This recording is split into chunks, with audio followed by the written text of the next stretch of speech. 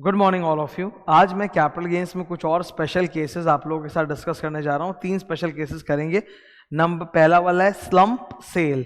Slump cell का मतलब क्या होता है और ये कैपिटल गेन्स में हमें क्या याद रखना है। स्लम्प सेल का मतलब होता है कि आप अपनी पूरी की पूरी अंडरटेकिंग मतलब factory, showroom, office building, whatever, तो आप अपना पूरा का पूरा एक अंडरटेकिंग सेल कर रहे हो। N undertaking has got lot of individual assets and liabilities, पर आप उनको इंडिविजुअली नहीं बेच रहे हो और इंडिविजुअली असेट या लायबिलिटी का वैल्यू भी नहीं निकाल रहे हो, आप एज अ होल पूरा का पूरा फैक्ट्री बेच रहे हो।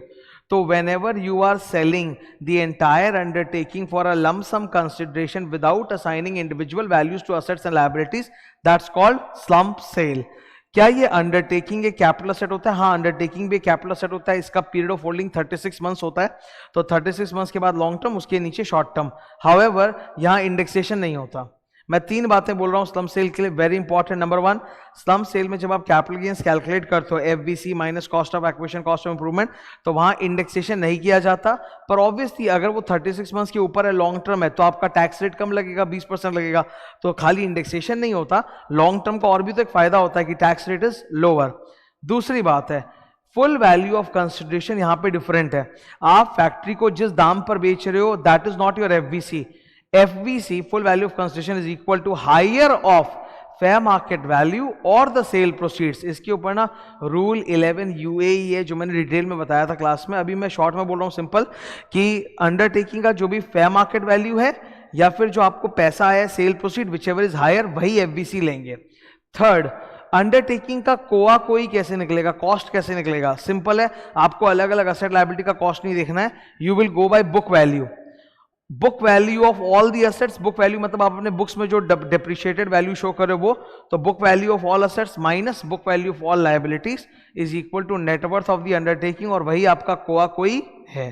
तो that is the slump sale. Period of holding 36 months होता है, इंडेक्सेशन नहीं करते हैं। FVC equal to higher of fair market value और सेल प्रोसीड्स। कोआ कोई equal to book value of asset minus liability. जो डिप्रिशिएबल असेट्स होते हैं उनका WDV लेंगे, जो अदर असेट्स है नॉन डिप्रिशिएबल उनका बुक में जो आप वैल्यू शो कर रहे हैं वही हम लोग लेंगे। और रिवैल्यूएशन, रिजर्व वगैरह को काउंट नहीं किया जाता, वो इग्नोर होता है, रिवैल्यूएशन इज नॉट कंसिडर्ड।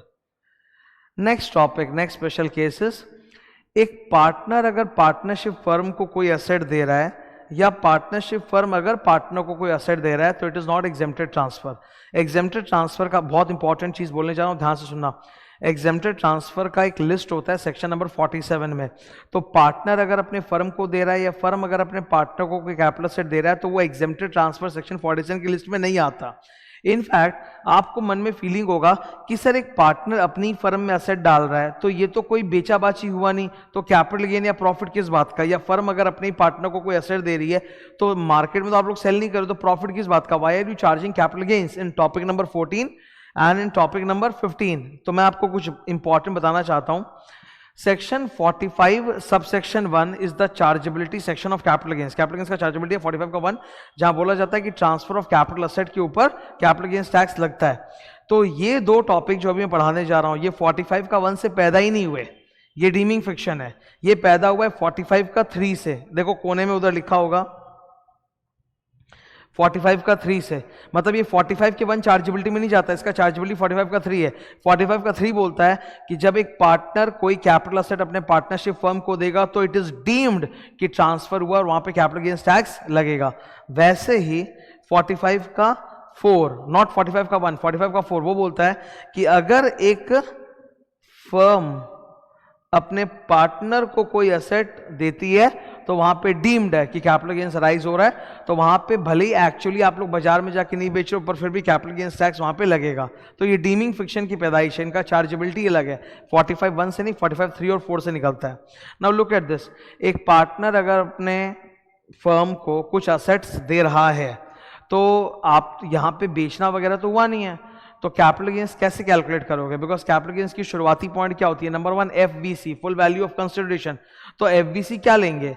तो इन्होंने बोला यहां सबसे इंपॉर्टेंट चीज है FVC equal to amount recorded in the books. मतलब पार्टनर जो असेट दे रहा है, सपोज पार्टनर ने अपना एक बिल्डिंग दिया है फर्म को to use as office building, उस बिल्डिंग को अगर फर्म अपने बुक्स में 40 लाख रुपए में दिखा रहा है तो 40 लाख रुपया ही FVC माना जाएगा। सिंपल लॉजिक है।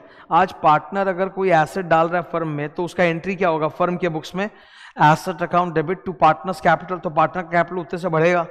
तो बुक्स में आप जितने से कैपिटल को बढ़ा के दिखाओगे वही हम एफवीसी मान लेंगे और उसी के हिसाब से हम कैपिटल गेन कैलकुलेट करेंगे। So FVC equal to amount record in the books of the asset, asset का जो भी वैल्यू बुक्स में रिकॉर्ड हुआ है माइनस जो भी पार्टनर का इंडेक्स कॉस्ट वगैरह है वो लेस करके कैपिटल गेन्स निकलेगा।